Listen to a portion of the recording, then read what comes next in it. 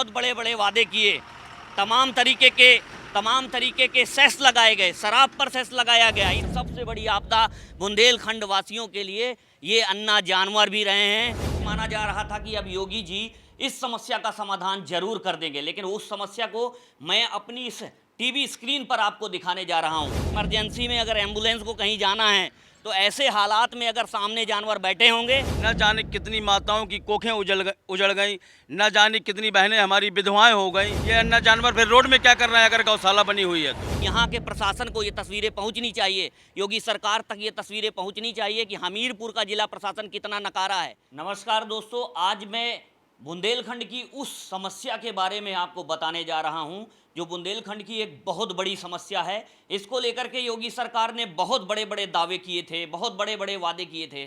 सरकार बनने से पहले माना जा रहा था कि अब योगी जी इस समस्या का समाधान जरूर कर देंगे, लेकिन उस समस्या को मैं अपनी इस टीवी स्क्रीन पर आपको दिखाने जा रहा हूं। ये मेरे घर का सीसीटीवी कैमरा है जिसमें आप साफ तौर पर सामने देखेंगे, इसमें दर्जनों की तादाद में आपको यहाँ पर ये अन्ना गाय यहाँ पर बैठी मिल जाएंगी। ये मेरे घर के बाहर का नज़ारा है। आप अंदाज़ा लगाइए कि ऐसा बुंदेलखंड के तमाम शहरों में, तमाम गांवों में, तमाम कस्बों में कैसे हालात होंगे। बुंदेलखंड की ये सबसे बड़ी समस्या मानी जाती थी अन्ना प्रथा। इसको दूर करने के लिए तमाम किसानों ने योगी सरकार से गुहार लगाई थी, इसके पहले की सरकारों से गुहार लगाई थी।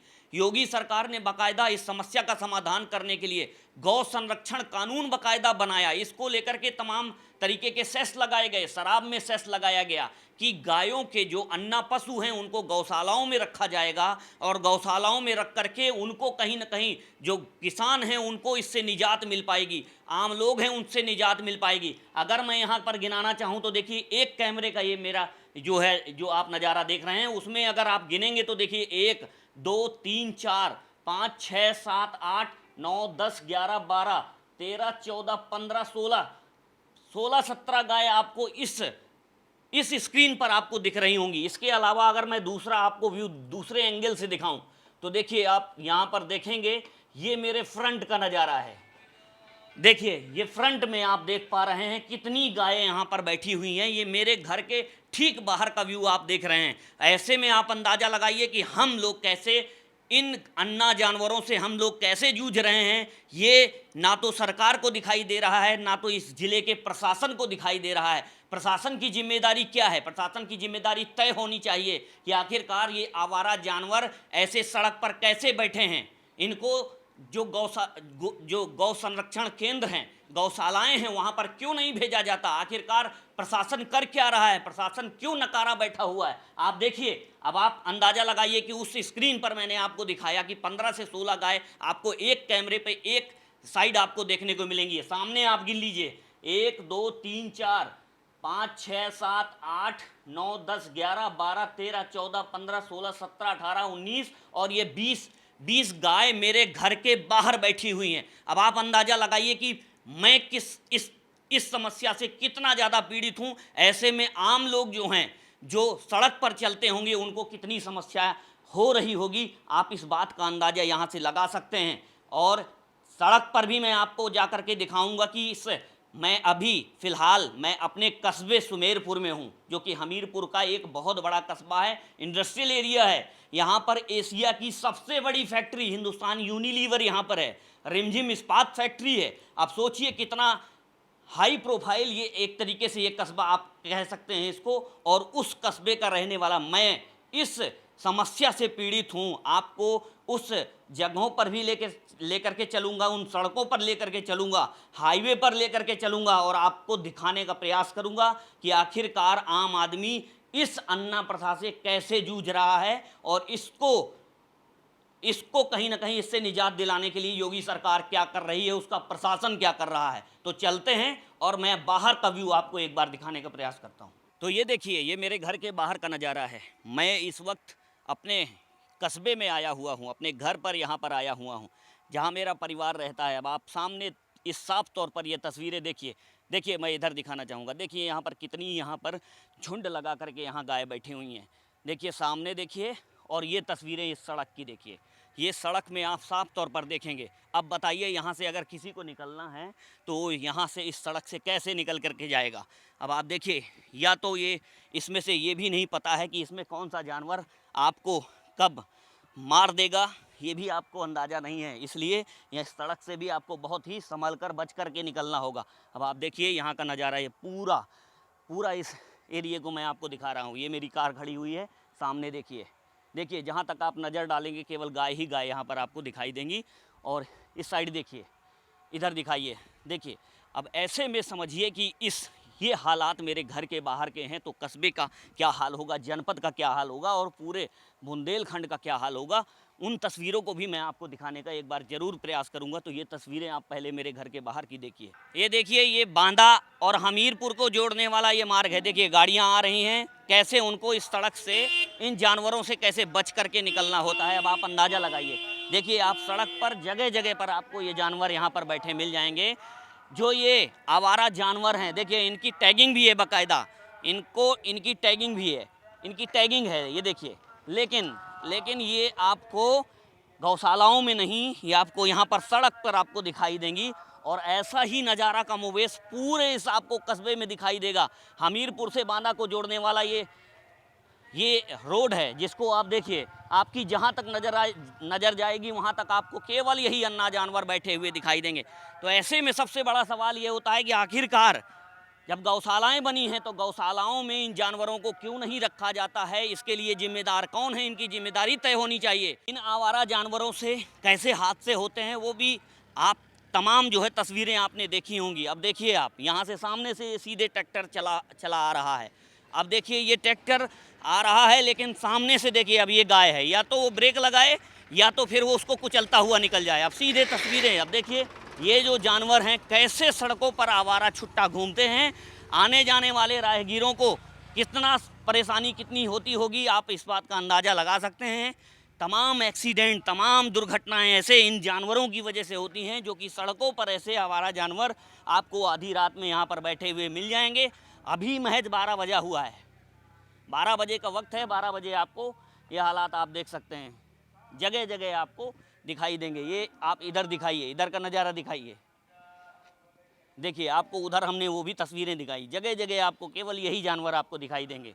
कहीं से भी आप आम लोग यहाँ पर गाड़ियों में, साधन में, इसी के साथ ही पैदल चलना भी उनका दुश्वार होता है। आपको अगर मैं आंकड़े बताना चाहूँ तो आंकड़े आप समझ लीजिए कि इस पूरे जनपद में, हमीरपुर जनपद में 330 जो है गौशालाएं बनाई गई हैं, जो कि लगभग 26 करोड़ रुपए की लागत से गौशालाएं हमीरपुर जनपद में बनाई गई हैं। ऐसे में अगर हम इस सुमेरपुर ब्लॉक की बात करें, जिस ब्लॉक में हम खड़े हैं, तो 58 गौशालाएं इस सुमेरपुर ब्लॉक में हैं। लेकिन वो गौशालाएं किस लिए हैं, इसका नज़ारा आप यहाँ पर देख सकते हैं कि जानवर सड़कों पर हैं तो फिर गौशालाओं में कौन है, या तो फिर ये भूत हैं या तो फिर गौशाला में जो हैं वो भूत हैं। ऐसे में प्रशासन क्या कर रहा है, प्रशासन की साफ तौर पर जवाबदेही तय होनी चाहिए। कुछ लोग हमारे साथ हैं, मैं उनसे जानना चाहूँगा कि आखिरकार इस तरीके की तस्वीरें वो कब से देख रहे हैं और इसमें लगाम आखिरकार क्यों नहीं लग पाई है। क्या नाम है आपका? महेश गुप्ता दीपू नाम है मेरा। मैं अध्यक्ष हूँ व्यापार मंडल सुमेरपुर से। ये तो स्टेट हाईवे है, मेन हाईवे, राष्ट्रीय राजमार्ग है। इससे भी ज़्यादा जानवर कहीं उस मार्ग पे होंगे। अभी मैं आपको चाहें तो दिखा सकता हूँ। देखिए आप ये तस्वीरें भी दिखाइए, देखिए कितना ये चलता हुआ रोड है, लेकिन आपको इसी रोड पर आपको कितनी जानवर आपको यहाँ बैठे हुए देखें। साफ तौर पर देखिए लगातार यहाँ से इन बड़े वाहनों का आवागमन यहाँ से होता है। देखिए एम्बुलेंस जा रही है सड़कों पर, ऐसे है आपको ये जानवर बैठे दिखाई देंगे। इमरजेंसी में अगर एम्बुलेंस को कहीं जाना है तो ऐसे हालात में अगर सामने जानवर बैठे होंगे, या तो वो एम्बुलेंस ड्राइवर इन जानवरों को पहले हटाएगा, इसके बाद आगे बढ़ करके जा पाएगा। तो आप अंदाज़ा लगाइए कि मरीज की हालत क्या होगी अगर किसी इमरजेंसी के लिए वो जा रहा होगा, कोई ऐसी इमरजेंसी होगी। जी बताइए। निश्चित सही कह रहे हैं आप कि मरीज की हालत क्या होगी। बहुत सी घटनाएं ऐसी हो चुकी हमारे कस्बे में कि एक्सीडेंट हुए या प्रेग्नेंट मरीज को ले जाना होता है, लेकिन जानवर की वजह से उसका 10 से 15 मिनट अमूमन टूट जाता है, क्योंकि हारन से वो जानवर हटता नहीं है। सरकार ने भी अन्ना प्रथा को लेकर बहुत प्रयास किए, लाखों करोड़ों के बजट ग्राम पंचायत, नगर पंचायतों को दिए, दिखावे के रूप में गौशालाएं बनाई गई।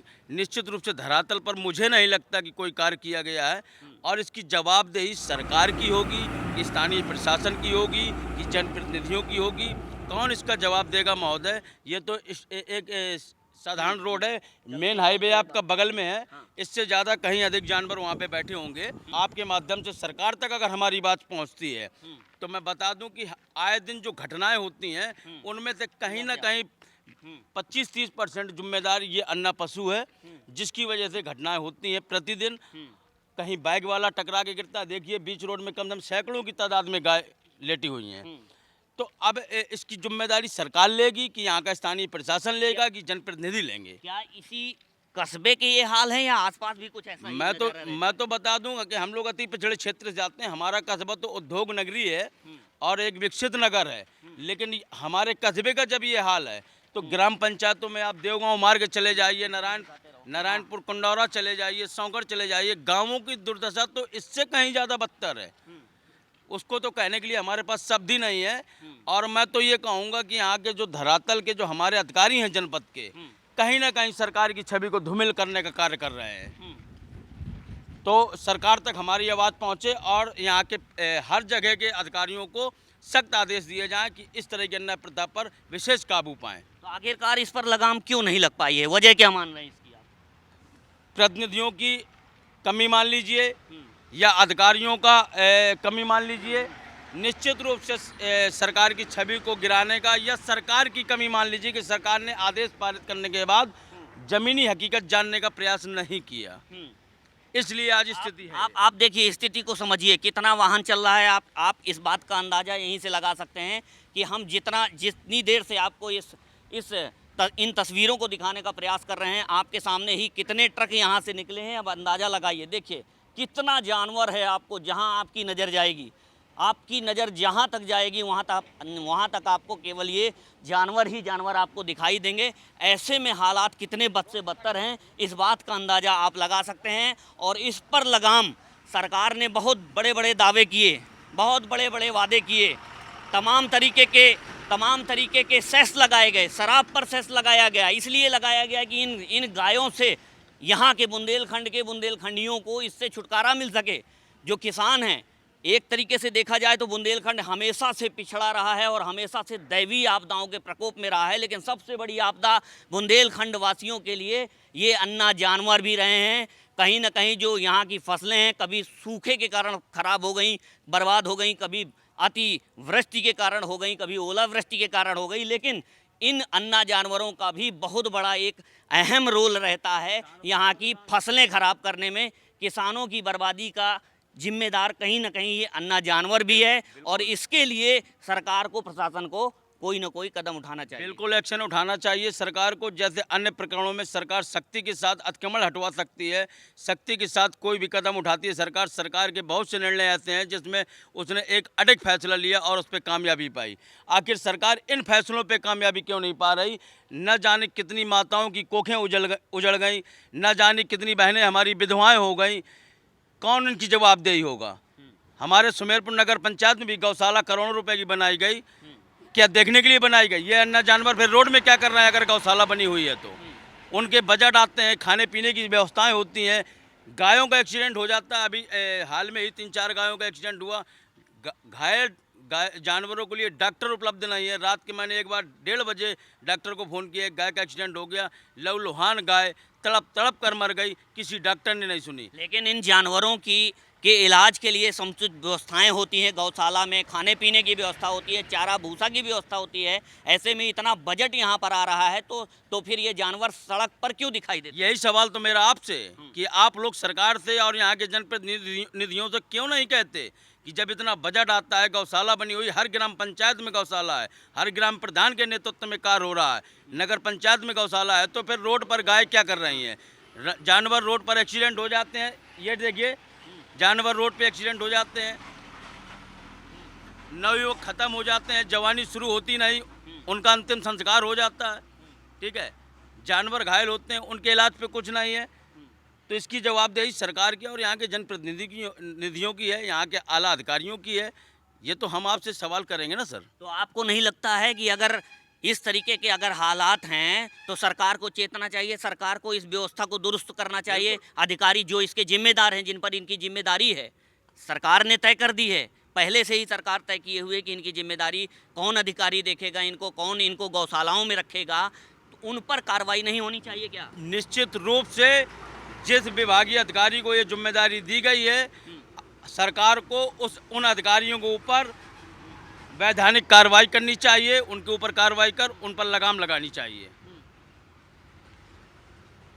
तो देखिए, आप लगातार आप देख पा रहे हैं सड़क पर से ये बड़े बड़े वाहन यहाँ से निकल रहे हैं, लेकिन जानवर इन्हीं सड़कों पर आपको खड़े हुए दिखाई दे रहे हैं। ऐसे में कितनी बड़ी दुर्घटनाएं यहाँ पर हो रही होंगी, इस बात का अंदाज़ा आप लगाइए। ये तस्वीरें मैं इसलिए दिखा रहा हूँ कि यहाँ के प्रशासन को ये तस्वीरें पहुँचनी चाहिए, योगी सरकार तक ये तस्वीरें पहुँचनी चाहिए कि हमीरपुर का जिला प्रशासन कितना नकारा है। इनकी व्यवस्थाएं दुरुस्त करने की जिम्मेदारी आखिरकार किसकी है, वो इस पर जिम्मेदारी क्यों नहीं लेता है? केवल भ्रष्टाचार करने के लिए अधिकारी बैठे हुए हैं। तमाम तरीके के भ्रष्टाचार सामने आते हैं। मनरेगा में मृतकों को मजदूरी के नाम पर घोटाला कर लिया जाता है। ऐसे मामलों में आखिरकार अधिकारी और प्रशासन कहाँ सोया बैठा है? वो आंखें मूंदे क्यों बैठा है? रात में किसी तरीके की कोई घटनाएं होंगी तो उसका जिम्मेदार कौन होगा? उसकी जिम्मेदारी कौन लेगा? इसकी कहीं ना कहीं जवाबदेही प्रशासन की भी बनती है और सरकार को भी जिम्मेदारों पर कार्रवाई करके ये दिखाना चाहिए। तमाम मुद्दों को लेकर के सरकार नियम जारी करती है, इसी के साथ ही तमाम पैसा जारी करती है, बजट जारी करती है, लेकिन वो बजट आखिरकार कहाँ जाता है? अगर ये सड़कों पर बैठी हैं गायें, ये अन्ना जानवर, तो आखिरकार किसकी जिम्मेदारी है?